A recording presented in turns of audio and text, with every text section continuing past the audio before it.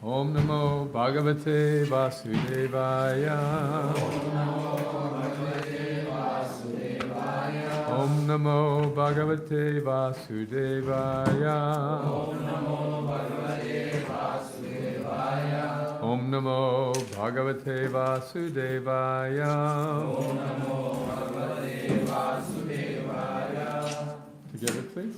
Narayanam Namaskritya Naram Chaiva Narottamam Devim Saraswatim Vyasam Tato Jayam Udirayat. We're reciting the Srimad Bhagavatam, which is the very means of conquest. One should offer respectful obeisances unto the personality of Godhead, Narayana, unto Narayan Rishi, the supermost human being, unto Mother Saraswati, the goddess of learning, and unto Srila Vyasadeva, the author. Nasta praishvabhadreshu nityam bhagavata sevaya bhagavati tamashloke bhaktir bhavati naistaki.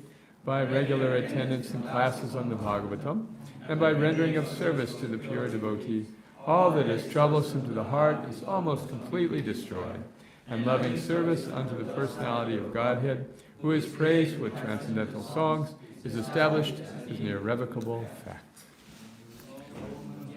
Tamarandasya Gyananjana Salakaya Chakshurun Militam Jena Tasmai Shri Gurave Namaha. I was born in the darkest of ignorance, and my spiritual master opened my eyes with the torch of knowledge. I offer my respectful obeisances unto him. And that's it? Okay. All right, but this morning we're starting chapter 15 of the Srimad Bhagavatam. What was chapter 13? Stealing of the cows. Chapter 14? Fears of Okay, good. So now we're getting into killing. Now the killing begins. Or it resumes, I should say. The Gasur already. Putana. Chanavarta. Yes, Yashoda and Nanda Maharaj were very concerned by the time their son was 5 years old. He was already a convicted thief and murderer. They're concerned about his character development. So this is 16 verses we have to read to start today. So what I'd like to do is ask everyone to, let's read ladies' side, men's side, read a verse, and then go on to the next. Is that all right? Okay. We have a microphone? Or no, we just read them all. Okay. So please speak loudly. It's fine. Sukdev Goswami said, when Lord Rama and Lord Krishna attained the age of Puganda, 6 to 10, while living in Vrindavan, the cowherdmen allowed them to take up the task of tending the cows. Engaging thus in the company of their friends, the two boys rendered the land of Vrindavan most auspicious by imprinting upon their mast of their lotus feet. Thus, desiring to enjoy pastimes, Lord Madhava sounding his flute, surrounded by cowherd boys, who were chanting his glories and accompanied by Lord Baladev, kept the cows before him and entered the Vrindavan forest, which was full of flowers and rich with nourishment for animals. The Supreme Personality of Godhead looked over that forest, which resounded with the charming sounds of bees, animals, and birds, and which was enhanced by a lake whose clear water resembled the minds of great souls, and by a breeze carrying the fragrance of 100-petaled lotuses. Seeing all this, Lord Krishna decided to enjoy the auspicious atmosphere. The primal lords saw that the stately trees, with their beautiful reddish birds and their heavy burden of fruits and flowers, were bending down to touch his feet with the tips of their branches. Thus, he smiled gently and addressed his elder brother. This is such a nice section where Lord Krishna is glorifying Lord Ram. Text 5. The Supreme Personality of Godhead said, O greatest of lords, just see how these trees are bowing their heads at your lotus feet, which are worshipable by the immortal demigods. The trees are offering you their fruits and flowers to eradicate the dark ignorance that has cursed their earth. O original exceptional personality. These beings must be great saints and most elevated devotees of yours, for they are worshipping you by following you along the path and chanting your glories, which are themselves a holy place for the entire world. Though you have disguised yourself within this forest, O sinless one, they refuse to abandon you, their worshipable Lord. O worshipable one, these peacocks are dancing before you out of joy. These doves are pleasing you with affectionate glances, just as the gopis do, and these cuckoos are honoring you with Vedic prayers. All these residents of the forest are most fortunate, and their behavior toward you certainly befits great souls, receiving another great soul at home. Text 8. This earth has now become most fortunate, because you have touched her grass and bushes with your feet, and her trees and creepers with your fingernails. And because you have graced her rivers, mountains, birds, and animals with your merciful glances. But above all, you have embraced the young cowherd woman between your two arms, a favor hankered after by the goddess of fortune herself. It's 9.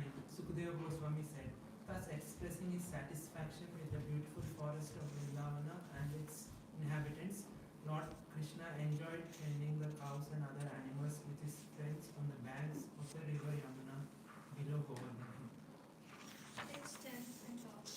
Sometimes the honeybees in Vrindavan became so mad with ecstasy that they closed their eyes and began to sing. Lord Krishna, moving along the forest path with his cowherd boyfriends and Baladev, would then respond to the bees by imitating their singing while his friends sang about his pastimes. Sometimes Lord Krishna would imitate the chattering of a parrot, sometimes with a sweet voice the call of a cuckoo, and sometimes the cooing of swans.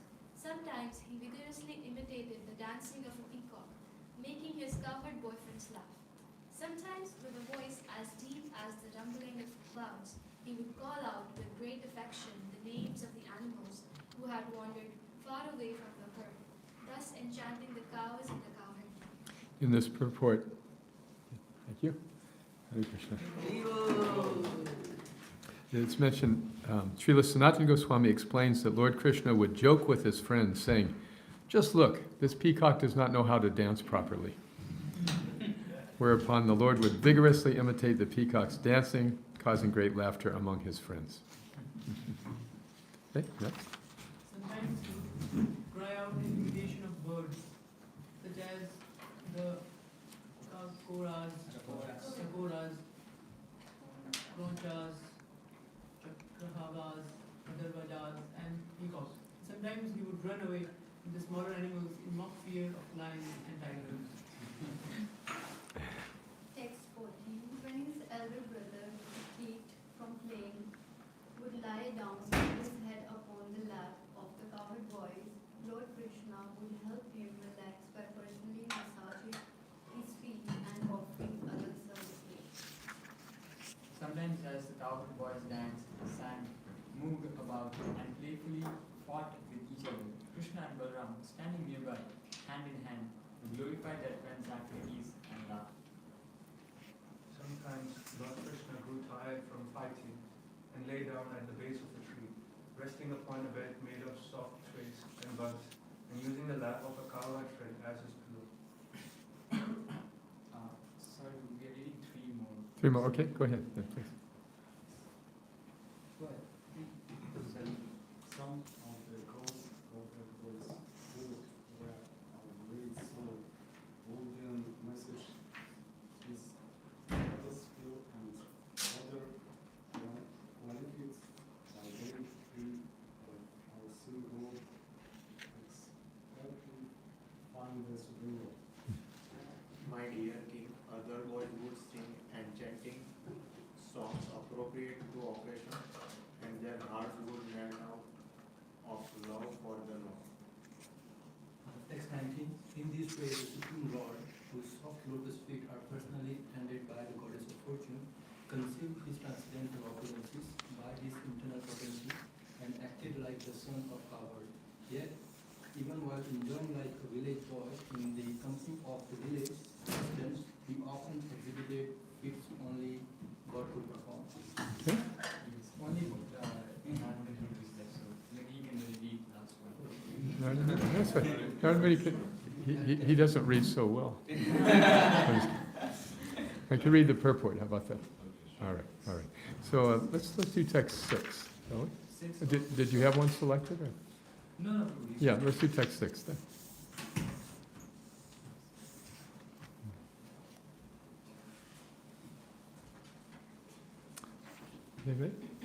Ete linastava yasho kila loka tirtam. Gayanta adi purushanupatam bhajante. Prayo ami munigana bhavatiya mukya. Gudham bane pinajat jahatyanughatma daivam.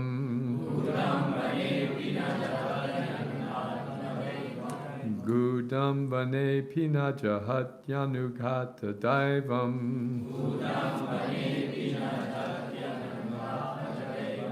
Ete linastava yasho kila loka tirtam. Gayanta ade purushanupatam bhajante. Prayo ami munigana bhavatiya mukya. Gudham bane pinajahatyanughatma daivam.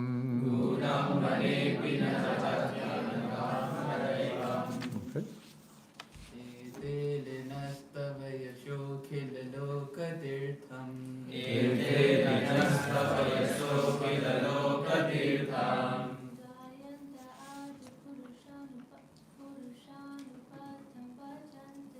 Gayanta adi purushanupatam bhajante.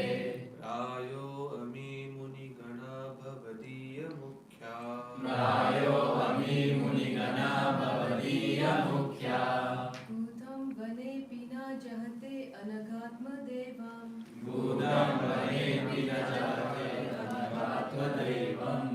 Ete linastava yasho kila loka tirtam.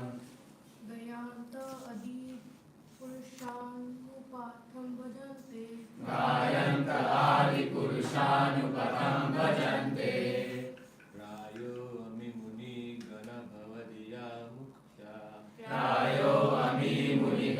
ami muni gana bhavadiya mukya. Gudham vani pina jahatyanaghatma devam.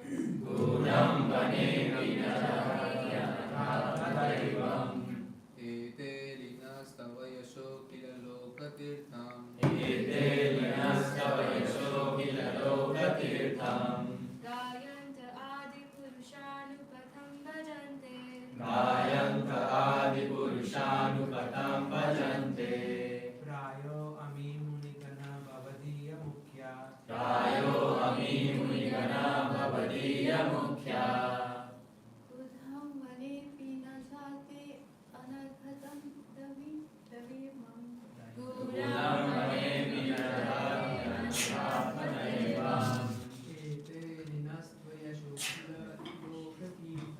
Ete linastava yasho kila loka tirtam.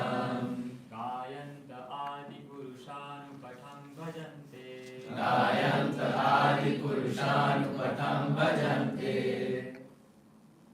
Rayo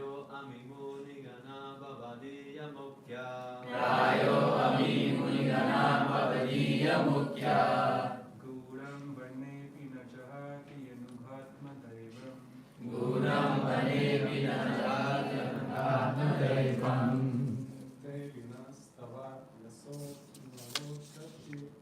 Ete linastava yaso kila loka tirtam.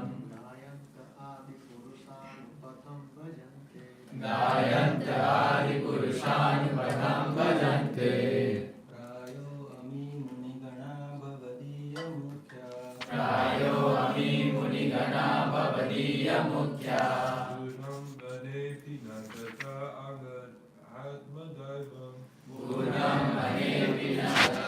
anughatma daivam. deliberately picked the hardest verse for everyone to hear. Before we go on, do you recognize? No, before you go on.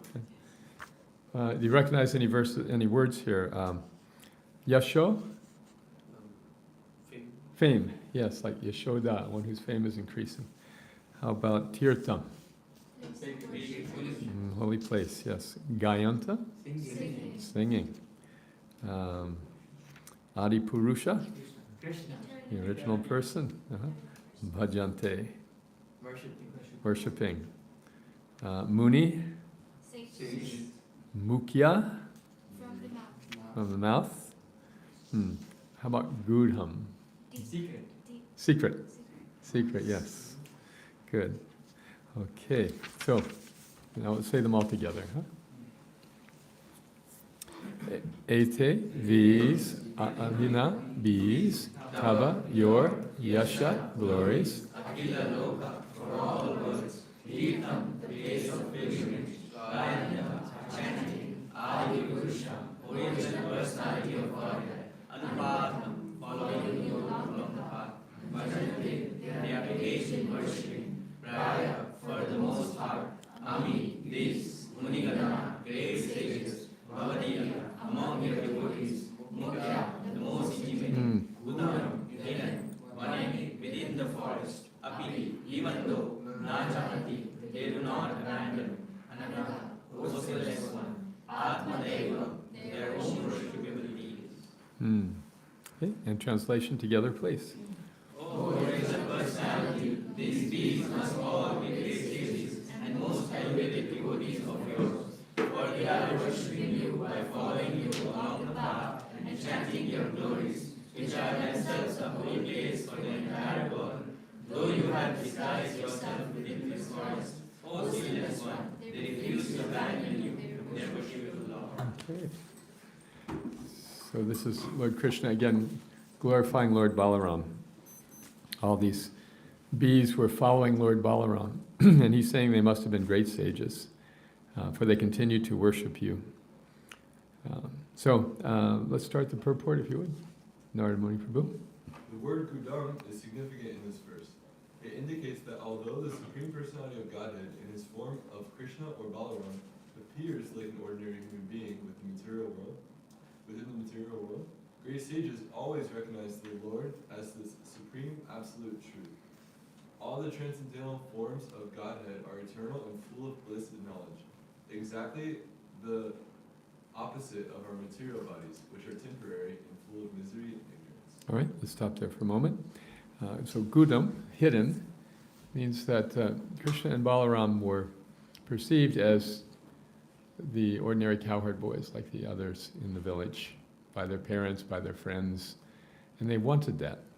There was an occasion when, after killing Kamsa in Mathura, later, Krishna's pastimes, but still as a young boy, he immediately went to release his mother and father who had been in prison. And so when he came in, his beloved parents, who had not seen him since the day he was born, immediately wanted to embrace him. But while they were in jail, they had been hearing about all the things that Krishna had done in Mathura. He killed Kuvala Yapida, the big elephant. He broke the bow in the sacrificial arena. Then he killed the wrestlers, Chanura and Mushika, Krishna and Balaram. And then he killed Kamsa. So they were hearing all this like live feed. And so when he came in the jail cell, they couldn't bear to embrace him because they realized his divinity. And so they could only offer their obeisances. Now, sometimes we think that offering obeisances is pleasing to people. And it's expressing, it is glorifying, expressing humility. But sometimes, like Krishna did not like that. He didn't want his parents to be worshiping him. Who wants parents who worship you? That just spoils you, right? Of course, when you're a baby, then the parents worship you. And you're taking it all in. But at some point, you just want to have a more friendly relationship or a more appropriate relationship with your mother and father. So that was exactly how Krishna felt. He did not like the awe and reverence that his parents were feeling towards him.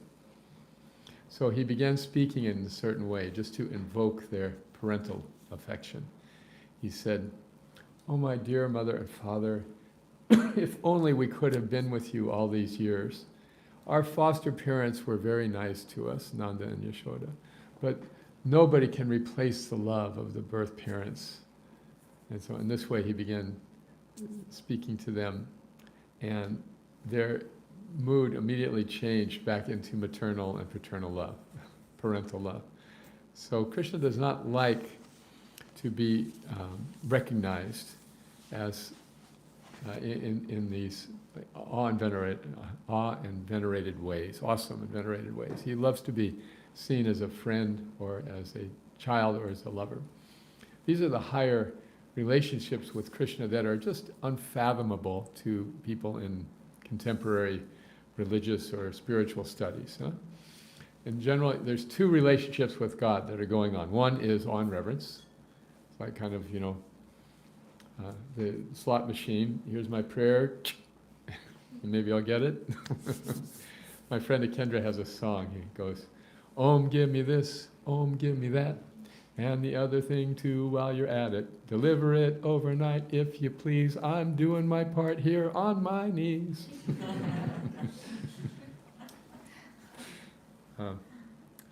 So everybody is asking Krishna for benedictions.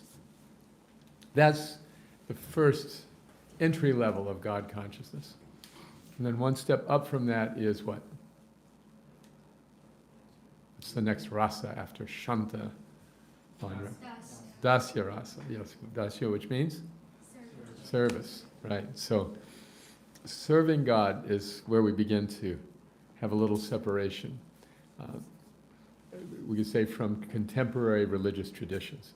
Now, people talk about serving God in a way that generally means social welfare work, isn't it? That's the general idea. In Gainesville, at the University of Florida, I used to belong to a chaplains group from different churches around campus. And so we would meet and talk about different issues, organize different programs. But one day, one week, all the chaplains were planning their annual food distribution program. They called it PB&J, Peanut Butter and Jesus. And they make bunches of sandwiches and pass them out to homeless people. And this was like a great expression of their service for God. This is our service for God. Mana seva, madhava seva. To serve man is to serve God. And, during the spring break one year, the different groups went out to do different social services. One group went to Haiti to help build houses. One group went to this place to help with social issues, feed people. And when it was my turn, well, our group, we all jumped in a van and drove to our temple in Houston and did a lot of chanting. And they could not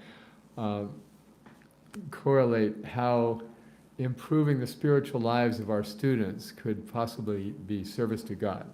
Okay. So this idea of serving God is more or less like foreign, because God is not understood in that way. It's generally one-way street. I bow and I beg, and I admire and I believe, and then the rest is up to God. So we're very fortunate in Bhakti. We get this direction from Krishna in the Gita. Patram pushpam palam toyam yome bhakta prayashtati. Just if one offers me with love a fruit, a leaf, flower, fruit, or water, I will accept it.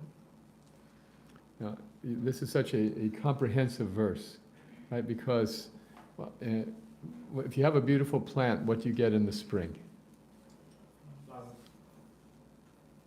No? What? Okay, before that, what is it? It's dormant, it's naked in the winter, and what happens? What happens next? Leaves. Yeah, the leaves come out, right? I guess Maybe the climate is different up here. The leaves come out, and then in the summer, flowers. Yes, they flower in preparation for the fall, which brings fruits. And then again, the winter comes, everything falls off, but what is still available? Branches. Go out and melt some snow. Yes. No, we don't offer snow to Krishna, but we can offer water. You see? So any time of year, we can always offer something to Krishna, from leaf to water, depending on the season. So that's how ecumenical Krishna is, how easy he makes it. And in that verse he says, if it's offered with devotion, I will accept it. So this is the dasya rasa. This is the opportunity to have an exchange with Krishna. As we read in the 3rd chapter of the Gita also, that those who eat food which is offered up in sacrifice are progress in their spiritual life. But those who eat food which is not offered verily eat only what? Sin, right. They're just eating karma. There's a restaurant in Gainesville called Karma Cream. It's just perfectly named. Unfortunately, devotees go there sometimes.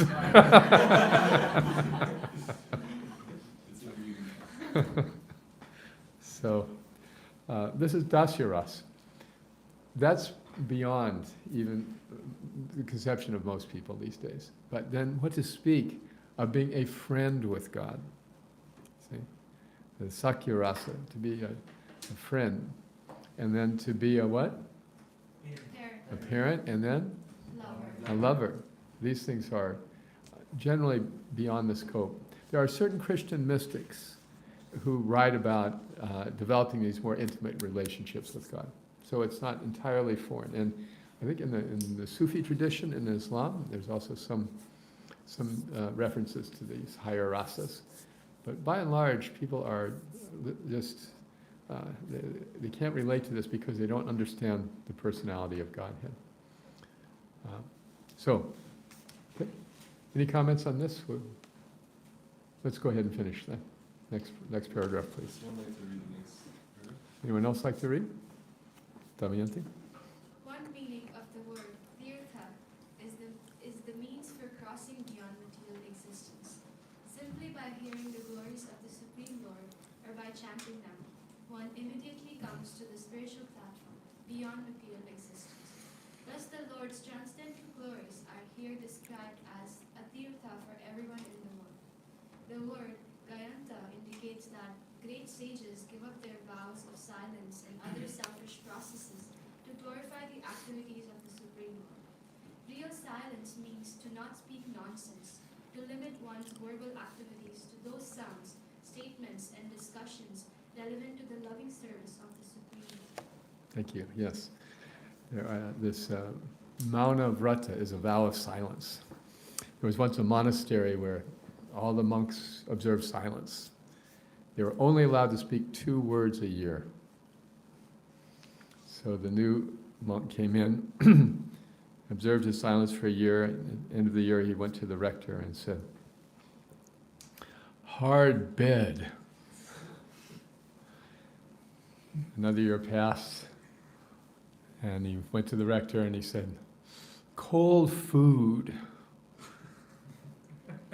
And finally another year passed, he went to the rector and said, "I quit." And the rector said, "Well, I'm not surprised. You've done nothing but complain since you've been here." So this vow of silence is artificial because we have a propensity to speak, right? We have a propensity to glorify or to enjoy or to exchange. How do you exchange friendship without words? It's very difficult, you know? I had a godbrother who had this ironclad rule: he would not talk during prasadam. And I didn't know it. I sat by him and said, "So how are you, Prabhu?"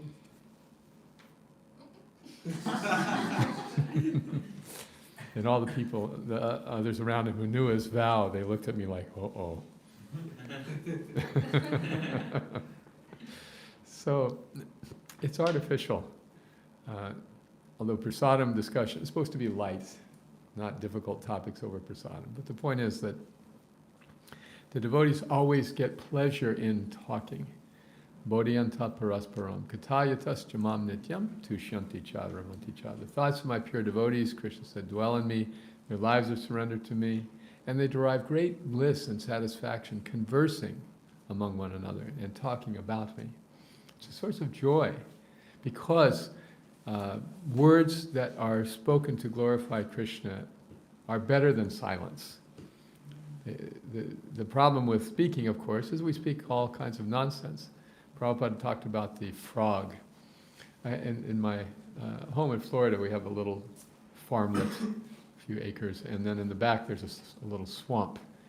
So it's the frogs have this miraculous ability.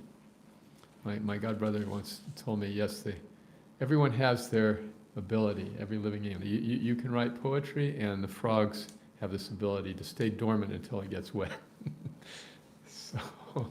So when it rains and the swamp fills up, all the frogs come out. You just like overnight, they go from 0 to 60 and they're so loud, so loud. So the Prabhupada said that the frog is silent. The frog is safe until it speaks. And when the frog begins speaking, then the snakes hear and they come and eat the frog. So this is the speech of the ordinary topics of this world. We're talking about them, but we're just setting ourselves up for more birth and death in this world. So if you hold your question, we'll take questions in just a moment. Yeah, please write them down. I want to finish off the purport here. Also, before we go on, there's one verse, a couple of verses in the first canto, I think the 5th chapter, the discussion between Narada Muni and Srila Vyasadeva. And does anyone remember which verses I'm referring to, talking about the difference between ordinary speech and speech about Krishna? Yeah. I thought you were talking about the one which says, Naya just 1:17. Those words which glorify. Yes. Go ahead. Those words which glorify, which do not glorify the Supreme Lord are like a refuge. It's like a dirty place. Yes. For crows. Do not go there. Yeah, only crows. Only crows would go to yes. Whereas those words which glorify Krishna are the swans go there. They're compared to, yes, a beautiful lake where the swans gather. Yes. And they will be, so those words will be spoken by purified men who are honest. Yes. So the bees here are making these sounds and speaking in glorification of Lord Balaram. So, okay, last paragraph we'd like to read. Prabhuji. The word anagha indicates that the Supreme Lord never performs sinful or offensive activities. The word also indicates that the Lord immediately excuses a sin or offense committed by a sincere loving devotee who may accidentally deviate from the Lord's service.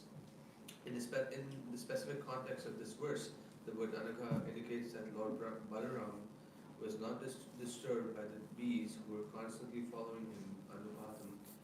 The Lord blessed them by saying, "O bees, come into my confidential grove and feel free to taste its fragrance." Mm-hmm. Anyone here afraid of bees?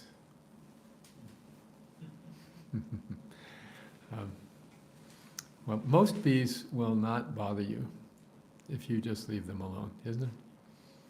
Unless you bother them. There's one species of bees that digs their nest in the ground, kind of a wasp.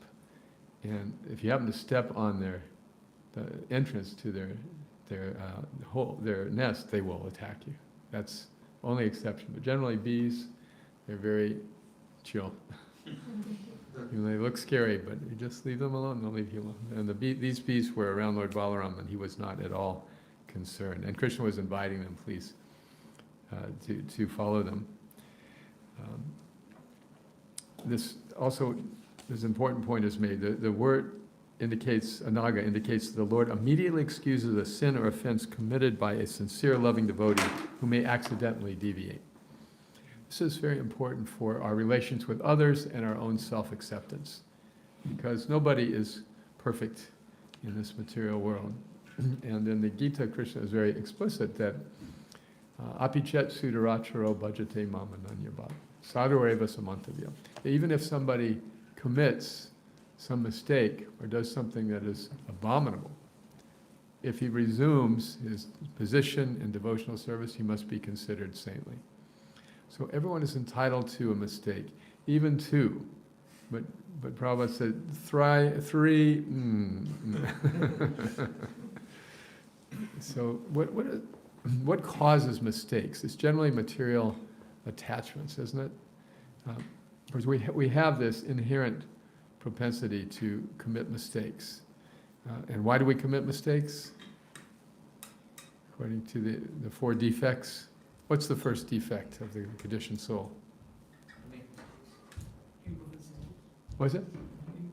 Imperfect senses. These are sequential. Yeah, we have imperfect senses, which everyone can agree. We can't see anything beyond this room. We can't hear anything beyond a certain decibel level. Imperfect senses lead to? Assumption. Yes, right, or illusion. Because our senses are imperfect, we get a misconception of reality, and then we make mistakes, yes. So illusion is the basis of mistakes. The first illusion is what? I am this body, right? And then everything else is, from that first misconception, everything else is like starting in a long equation, 1 + 1 = 3. Every conclusion after that will be wrong. So finally, after we commit mistakes, what do we still do? We present ourselves as perfect. This is the cheating propensity, right? So sometimes devotees are a little hard on themselves about mistakes. It's okay to make mistakes. It's just important to learn from the mistakes and not to repeat them. Okay. All right, any discussion now? On the point of silence, I've heard before, like, for some of us that maybe have more materialistic families or something, you go home and your dad wants to talk to you about football. And I've heard before that it's not always like silence to not discuss with him if you're like, oh dad, I want to talk about Vishnu now. It's like, that's like an immature understanding of silence, because building a relationship in service is... Yes. So I just wanted to see if you had any thoughts on that. Definitely, yes. The devotees establish the principles of religion not by logic and debate, but by their behavior. So obviously, if you treated your father like that, he would think, my son is a brainwashed cult member. So we see that Srila Prabhupada could have very pleasant exchanges with people, very cordial.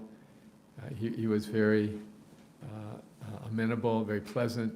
He would meet them where they were at, and that endeared people to him. So he was very straightforward. But first, we're not in Prabhupada's position to start with, you know. So we might imitate by saying, oh, and I refuse to talk about anything but Krishna consciousness. Sorry. Yeah, and be oblivious to the consequences. There's these two words, anusaram and anucharam. Anusaram means, sara means what?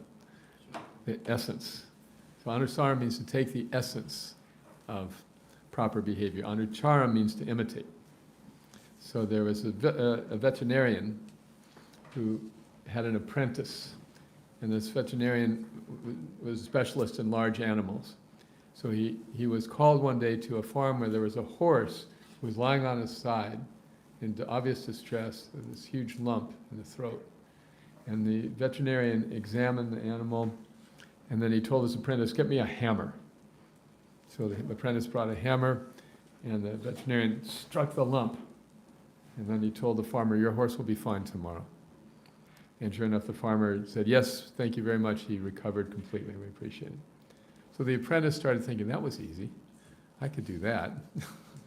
And so he quit his apprentice and began his apprenticeship and began his own practice as a veterinarian. So soon the veterinarian started getting calls. What is this apprentice of yours doing? He's hurting my animals. And so the veterinarian calls, what are you doing? Well, I'm just doing what you did. I saw you hit that horse with the hammer, so I'm hitting the animals with a hammer. He said, you fool, that horse had swallowed a watermelon. So this is the difference between anusaram and anucharam. If we try to talk about Krishna with people who are not interested, that's which offense to the holy name? So, yes. And what number is that in the hierarchy? Number 9. Ninth offense. So on the one hand, to just talk incessantly about Krishna to someone who's not interested, that doesn't cut it. And the other hand, to just refuse to have ordinary exchanges, that also doesn't cut it. So we'll have to be a little intelligent. How does our behavior impact the people we're with? And that way, we actually are observing silence. We're using our words. Vacho vegam, manasa krodha vegam, jiva vegam, udara pasta vegam. The 6 pushings include vacho vegam, or the urge to speak about irrelevant things. And what's the worst kind of irrelevant speech to indulge in, especially for devotees? Prajalpa. Yes, prajalpa means like useless talk, just mundane talk. But even worse than that is what? Yes, to criticize devotees. And we have that propensity, right? Has anyone ever come to you and said, I'm not supposed to tell you this? Yeah? Or, don't tell anybody. Then you know this is probably blasphemy of a devotee coming up. So you actually stop right there. Oh, this is confidential? I'd rather not know. Okay. If we listen complicitly to criticism of devotees, if we maintain silence at that point, then we are complicit in the offense. So we have to say something positive about the person being criticized, or we have to leave. If someone's being criticized and we just sit there and listen, then we are also accepting. So we just say something nice, like, well, this person leads such a nice kirtan. Oh, I really appreciated the offering you cooked the other day. Or, that's funny, he was saying such nice things about you. That really bugs them. Okay, great. That's a very good point. Other questions on any of these subjects? Yes, your name is? Gitanjali. Hi. There are a lot of people, those who make mistakes and then blame the situation. Why is it so? Like, if the things are done, the problem is in our senses and the materialistic desires, why do people end up blaming situations and others that this has happened because of them, or the situation was in this way that it made us to do that thing? Yes, very, very common propensity, isn't it? Yes. So the devotee sees Krishna everywhere and in everything. One who sees me everywhere and everything in me, I'm never lost to him, or is he lost to me, right? So any situation that we are in has been created by Krishna. And we may have contributed to it by our own mistakes.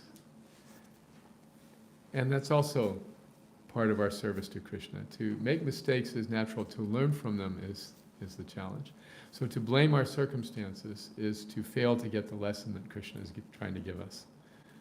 Right? Sometimes we create unwanted circumstances for ourselves. Srila Prabhupada told a story about a man who was sawing a limb off a tree. Okay? But he was on the side of the limb away from the trunk. And he's sawing and sawing. And then a friend comes underneath and says, you know, if you keep sawing like that, you're going to fall. And he says, leave me alone, I know what I'm doing.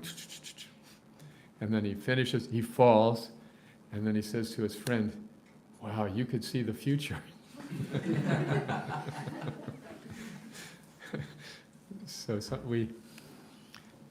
we're well advised to seek advice about decisions that we're going to make, so that we don't create an unwanted situation for ourselves.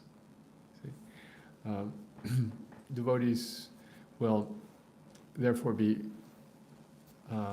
fortunate to have mentors with whom they can sound out ideas or options. And there's so many options in our lives. See, life is nothing but a series of decisions. And we'd all love to be in a situation where we don't have to make any decisions, but it doesn't exist in this world. We have to make decisions, and so when we're faced with a decision, this is the time to go to a mentor and say, I could do this or I could do that. Very often, both of them are good choices in spiritual life. I could go this route, I could go that route. And they're both conducive for our spiritual life. We just have to make a decision based on consequences beyond. So that's where mentors can be helpful. If they have experience with this or with that, they can say, here are the pros and cons. Here are the pros and cons. But the decision ultimately rests with us. Sometimes people think that, oh, now I have a guru, I don't have to make any decisions anymore. My guru will tell me what to do. Gurudev, should I turn left or right? Should I eat the sabji first or the chapati? Or both together? Tell me, Gurudev. Yes, Prabhupada had a disciple who once said to him, Prabhupada, please tell me what to do for Krishna. And Prabhupada said, what do you want to do for Krishna? Whatever you say, Prabhupada. Prabhupada said, no, I asked you, what do you want to do for Krishna? He forced him to make a decision. So then that devotee thought, and he said, I'd like to make mridangas that don't break. They were so fragile in those days. And it was such a heartbreak to bring one back all the way from Mayapur, and then just like that, break, and it's ruined. So Prabhupada said, so do it. So he made the fiberglass mridangas that devotee. So the point is that we create our own circumstances. We should make our choices, therefore, with great care. And then having made them, not blame them. Take responsibility. Just one more thing in that regard. Back in the 70s, devotees used to get kidnapped by their parents because the parents were convinced that they were brainwashed. And they would literally be snatched off the street and thrown into vans and driven across state lines to safe houses where they would be tempted to break all of the regulative principles. And so these kidnappers had some bogus psychologists who said, yes, you were brainwashed. And sometimes these psychologists would even come to the safe houses and tell the devotees, you were tricked into making this decision to be a Hare Krishna. You were brainwashed, you were manipulated, you didn't make it of your own free will, and therefore you can quit it. So when this finally got to the courts just threw it out, people got sued. Why? Because the essence of psychology is to take responsibility for your own decisions. So for a psychologist to tell someone, oh, you weren't responsible, it's very irresponsible. All right, anything else? Let's start talking about. Prabhu, you talked about, you give the example of Prabhupada asking his disciples, what do you want to do for service for Krishna? There was a lot of stories where Prabhupada instructed, like, okay, in India also, okay, you go to this state. Prabhupada, I don't know anything, where you go. Mm-hmm. So, do Guru do both things? They instruct sometimes, or they tell you to follow your heart? They do sometimes. Now, here's the difference. In those days, Srila Prabhupada was both the spiritual guide and the manager, because no one else could do either. But what did Prabhupada repeatedly ask his disciples to do? Please take over the management so that I can focus on my brahminical work of teaching and writing, right? So, yes, it's true, Srila Prabhupada would dispatch his disciples, no, you go here, you go here, you go here, when he was beginning the movement. And then when it gained some momentum, he wanted to turn that responsibility over to others.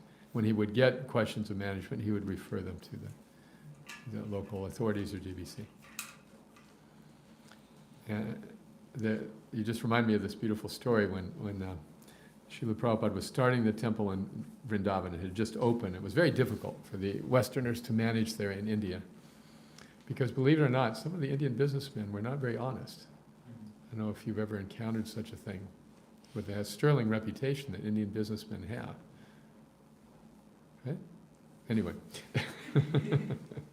he was personally forced to make all the decisions and guide everything and get everything set up. And he had established one devotee as the temple president. He was a sannyasi, kind of a soft-spoken person, but a decent manager. So he was taking care of the management. Then this other sannyasi, new sannyasi, came into Vrindavan, and he was leading fired-up kirtans, and he was giving fired-up classes. And the devotees started thinking, oh, we'd rather have this person as our temple president. So then there's some dissension, some politics started brewing among the devotees. Prabhupada was not pleased, so he called both of the sannyasis in his room. And he said to the newly arrived sannyasi, why are you staying here in Vrindavan? Sannyasi means you're supposed to go out and preach. Why are you just staying here? You should be going out here or going out there. And then he turned to the other sannyasi and he said, and you stay here in Vrindavan and manage. So, yes. In general, now, in our Sangha, it is better to get managerial guidance from managers and spiritual guidance from our gurus. And that's by spiritual guidance we're talking about, are we having difficulty chanting our rounds or difficulty following the regular principles? Or should we consider changing ashram? Spiritual questions of a personal nature, that's appropriate for our gurus. But if we say, Gurudev, should I go to Montreal or Ottawa or should I stay here in Toronto? That's not their business. See? For that we work with the local management. We say, I have this interest in going here, or I have this issue going on here, like that.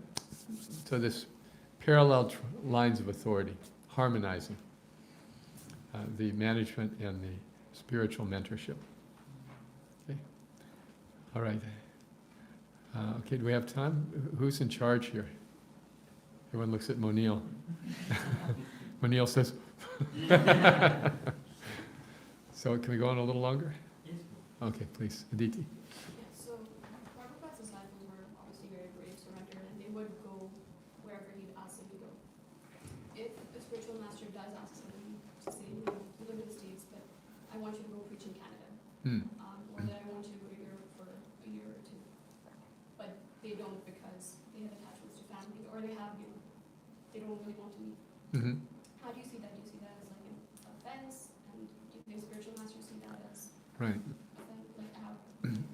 You see, more experienced spiritual masters will understand that it's not their role to direct their disciples' lives. In some situations that might not apply, but in general, and especially in the more developed parts of the world. See, Prabhupada wanted his disciples to be independent and thoughtful, and he trained his managers to give challenges to the devotees that would make them inspired and not feel oppressed.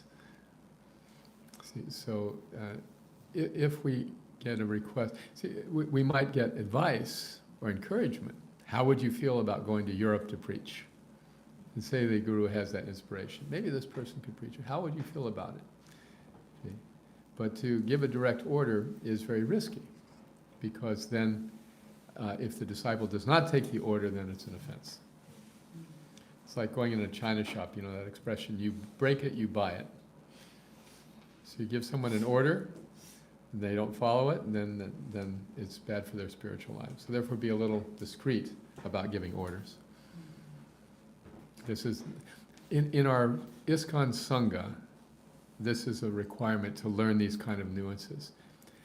You know, in Vrindavan, my friend Dina Bandhu says, yeah, you go to the other ashrams and there's one guru, and it's very easy to get things done. You just go and ask the guru, yes, you do this. But in ISKCON, you have to know 35 GBCs and their friends. So, yes, our Sangha is run by a committee. That was Prabhupada's order. Why? Because committees are good in two ways. First of all, there's one good thing and one bad thing about committees. The bad thing is that they cannot move fast. Everything goes grindingly slow. And the good thing is they don't change things too rapidly. So yes, in general, if we get an order from our spiritual master, we're supposed to take it. There's just one exception. Anyone know what is that? Just guessing. Marriage? Yes. Yes, the spiritual master orders you marry this person, you can say, no, Gurudev. Why is that? Do you know? What is the precedent? You talk about giving orders, spiritual master. Sometimes they give, sometimes they don't. I'm sorry, about marriage. I'm just asking, do you know the precedent? Why? Yes, what?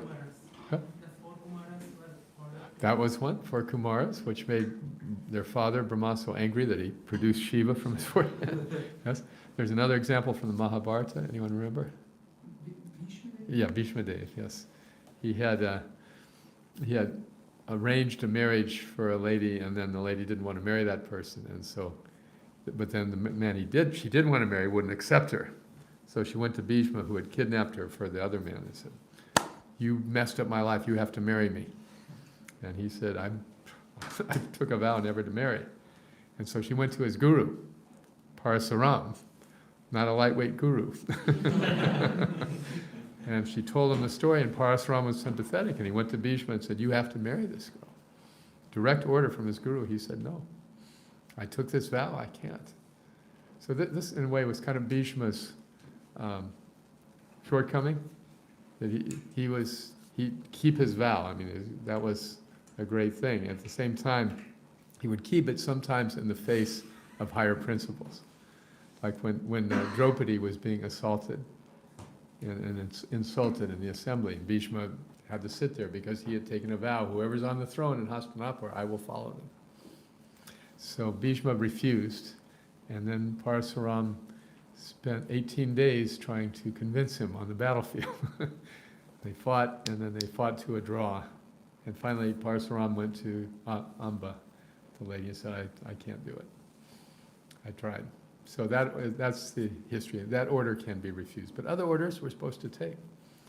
So then, if you are creating an offense, do you think that impacts the rest of your Krishna conscious journey? What often happens, if we get an order and don't carry it out, then our devotional service kind of stagnates. For example, in Prabhupada's godbrothers were given this general instruction to cooperate, form a GBC, but after his departure they tried to appoint an acharya, and everything fell apart. So if we do get a direct order and don't follow it, it is risky. It's also, though, appropriate if we get an order from our guru and we're not sure we can do it, it's appropriate to question, or at least to express, look, I'm not sure I can do this, or I'm not sure this is right for me in this situation. There's nothing wrong with bringing that. And then we can get further clarification to be sure. And if the spiritual master hears a disciple has some reservation, then very likely they're going to say, then that's all right. But you see my point, if we get a direct order, that's a heavy thing.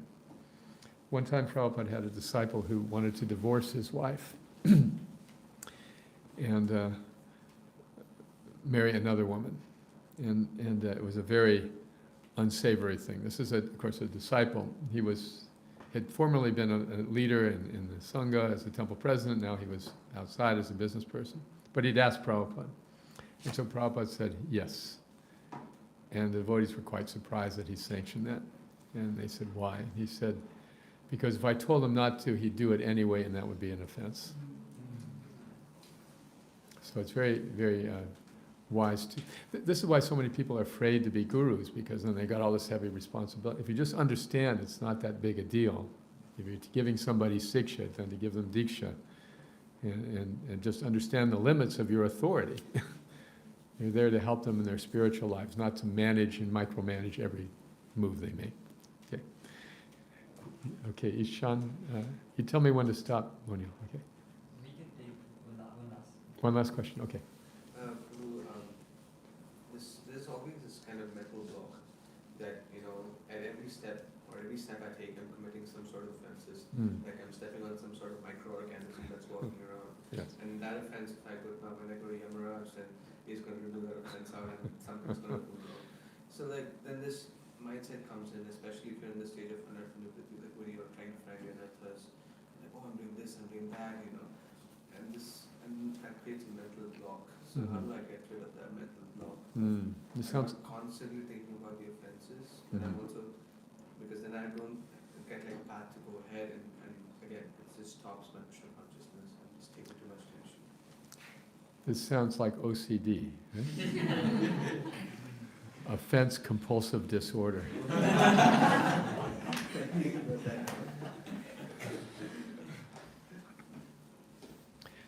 What we're really talking about is self-consciousness versus Krishna consciousness. In this case, it's good to know that verse, apichet sudaracharo. My intention is to serve Krishna, and if in the course of trying to serve Krishna I make some mistake, I trust that Krishna will know Bhavagrahi Janardana. He'll know my heart. He'll know my intention. And even if I made a mistake, my intent was to please him and serve. Right? And that trust in Krishna lifts us above the self-absorption. Oh, am I doing this right? Am I doing this right?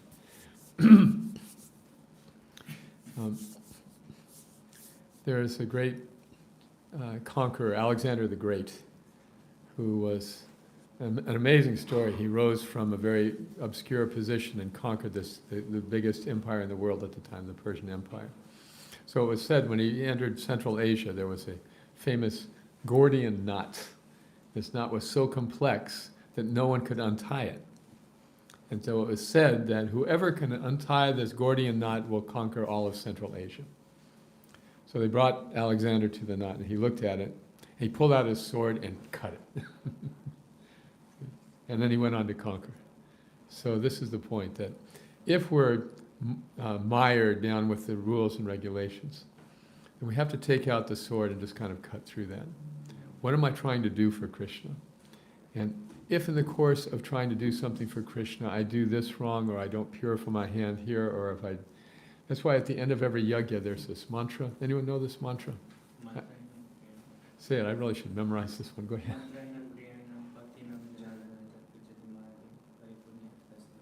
In translation. Whatever I perform, whatever I did, if I made any mistakes, please forgive me. Yes. See. So we just go on. Very good. We go on with our service. Okay. With the understanding that, yes, we're very likely we're going to make mistakes. But let us get the job done. It just remind me of another story, and I'll end with this. There was a postman in India who came to the door of the temple, knocked on the door. He said, I have a special delivery for A.C. Bhaktivedanta Swami. And the devotee who answered the door said, okay, fine, I can take it for him. He said, no, I have to give this. He has to personally receive this. And he went upstairs, and then Prabhupada's secretary came down. He said, hi, I'm personal secretary for A.C. Bhaktivedanta Swami. I can take this. The postman said, I'm sorry. I cannot deliver to anyone but him. And so he was so adamant that finally they took him upstairs, and he gave the letter to Prabhupada, and then he walked out and said, I have seen Swamiji.